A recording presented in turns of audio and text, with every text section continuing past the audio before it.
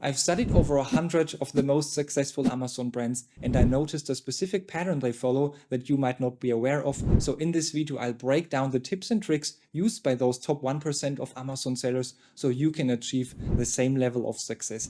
After watching this video, you'll know how to break the Amazon algorithm to get more traffic and to get more sales. So in this video, I'll highlight what these 100 successful brands have in common, and I'll showcase examples of successful Amazon brands, and I'll break down their strategies so you can apply them to your own business.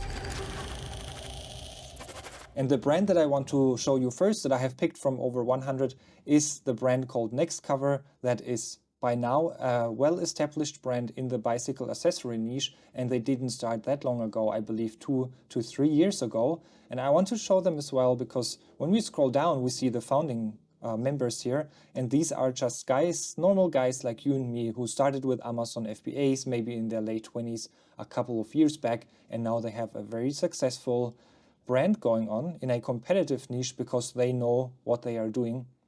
And we will see what that is exactly and how we can apply that to our own stores. Let's start first. Maybe I can show you here on Amazon a few of their products. So they have bicycle seats, bicycle lockers, rear mirrors for bicycles, handlebars, a bicycle light, a seat post, and a backpack, etc. And here we can see what they are making per month. Right now it's a little bit of the off season already, but they are still making more than 600,000 US dollars per month. Okay, now let's talk about why they are successful. And I think this brand has it all the aspects covered of what I have found out makes these top brands so successful. So the first tip I want to give you is that they have an enormous and incredible amount of visibility all over the internet that drives traffic to Amazon. We will show how that looks like and how we can achieve that for our own brand. And in order to do that, let's look at the web presence of Nextcover. And I want to focus on 4 categories we have to be good at. We have to be visible in order to make the most out of our product, in order to drive more traffic to our product on Amazon. The first category is the ranking on Google, then on YouTube, then social media in general, and on our own website. We have to dominate here and then make the most out of our product. And so many people are not actually doing that. It's super easy, but I guess so many people don't know about that. So what I want to encourage you. So first of all the brands I've looked at, they are in like really good here, and we can start even as new sellers, we can start ranking. For example, if we look at the first category right now on Google as well, it's super easy. First, what we have to do, that's our strategy, my tip for you, get 20 reviews and 10K in revenue. You have that usually after 2 months of selling, you get your your reviews, you'll be there. Once you have that, then you're interesting for people who have blog posts in your niche. And we cannot underestimate that. When we look here after the, that's the second page. After the first, here on the first page, after the homepage and Amazon, we right away have a blog post here in our niche. And these blog posts, they drive so much traffic, like from people who have a buyer intent to their blogs and then later to Amazon. People not always go to Amazon right away. They want to first find out which bicycle is the best for me, most comfortable, most durable, whatever. They read third-party opinions about that, and then they make a purchase decision. Okay, so let's click right here. And you're only interesting for them once you have a certain amount of revenue, and then they happily make blog posts about your product. Maybe you have to send them a product. That's not a problem. And then here you can see they drive traffic, and then they have a link, an affiliate link to your product. And this makes you so much money. Nobody does that. So once, after 2 months of selling, you have the revenue, you have the reviews, you go write down all the blog posts in your niche, all the blog owners, the pages of your niche. You contact them, you say, hey, we are selling successfully on Amazon.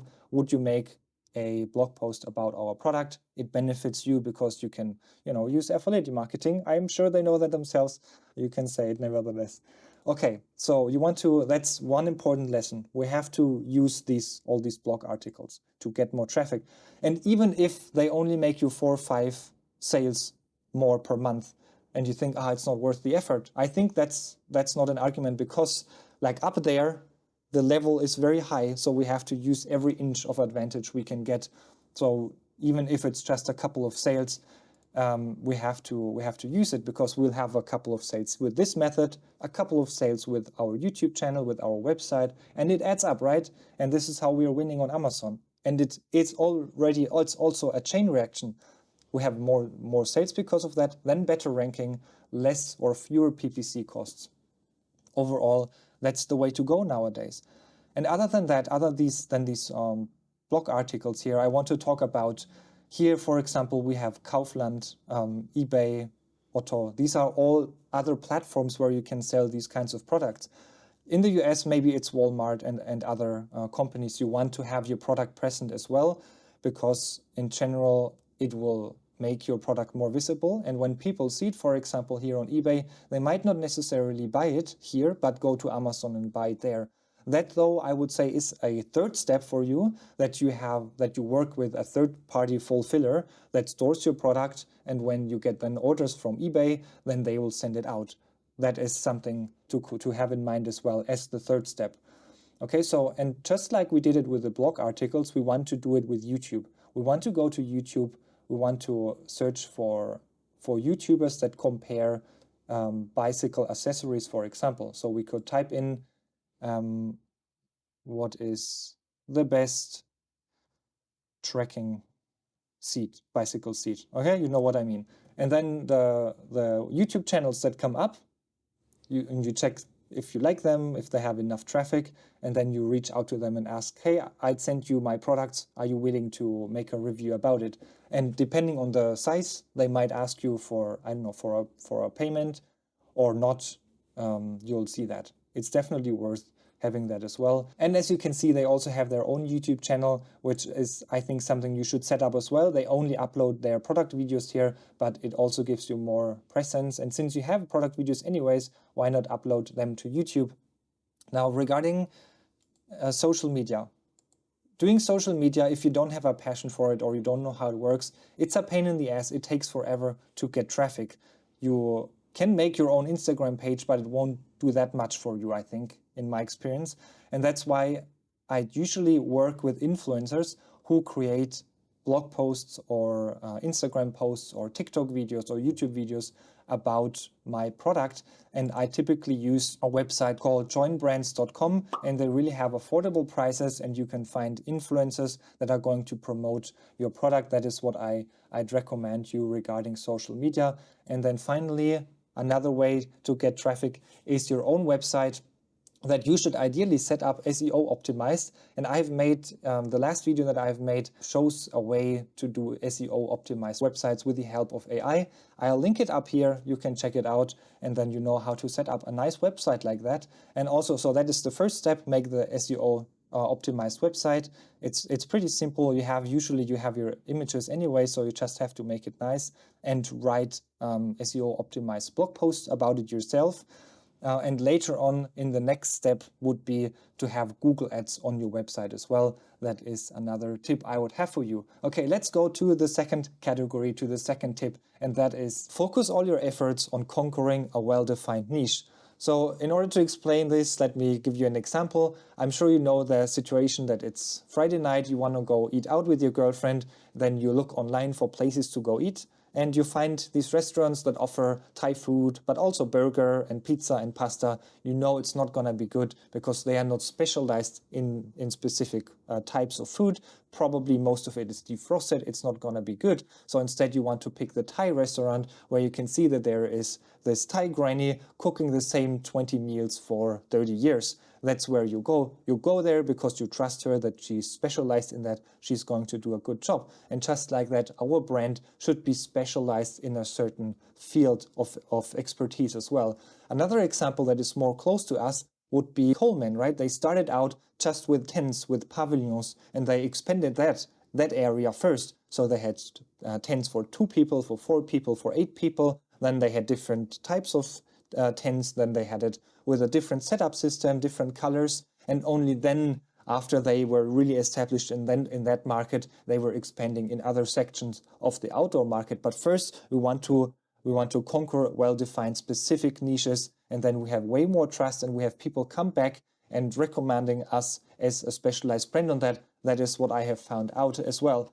Now the next tip I want to give you is all these super successful brands on Amazon are selling high quality products in value niches. High quality products are self-evident because if we sell cheap products, first of all margins are low, but also people will leave bad reviews, nobody will recommend our product, nobody's going to rebuy our product. We don't want to sell cheap products, we want high quality products to build a successful brand that exists long term. So that is what we have to do first, high quality product, and then in value niches. We don't want to sell garlic presses because here people just want to get the cheapest solution. We want to sell in niches where people have a passion for that product, where it's part of a hobby, where it's part of a health-related aspect. And we can also look at the example here of Nextcover, and let's look at the handlebars, bicycle handlebars of Nextcover. It is definitely a value niche because there are people who go back and forth to work 20 kilometers each day with the bicycle, and people who do that, they don't want to have wrist pain when they have a bad handlebar on the bicycle, so they are willing to spend more money here.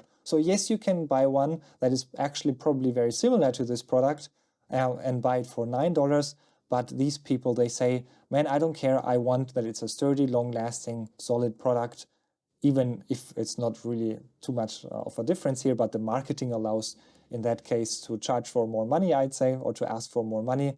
They are willing to spend more money on it, and that is the great thing here. That's why I want to go to value niches with high quality products. This is where you make the most margins as well. And tip number 4 is you want to have a solid USP. If your goal is to have north of 20K per month, you want to have a USP or highlight a USP that your product has that the competitors don't have.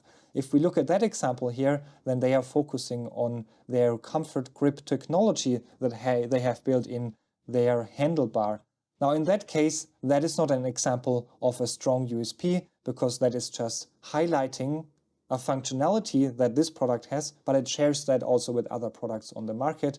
So in that case, this is an example where through marketing and through the whole appearance of the brand and through the customer base they have, they are very successful. But if you launch the product, it's likely that you are not that successful because you're not standing out that much. The brands that I see that are new and super successful, those are the ones who have an additional useful functionality that is not there on the market yet. That is what I encourage you to do. And tip number 5, last but not least, is you want to have a premium marketing. There is no way around that.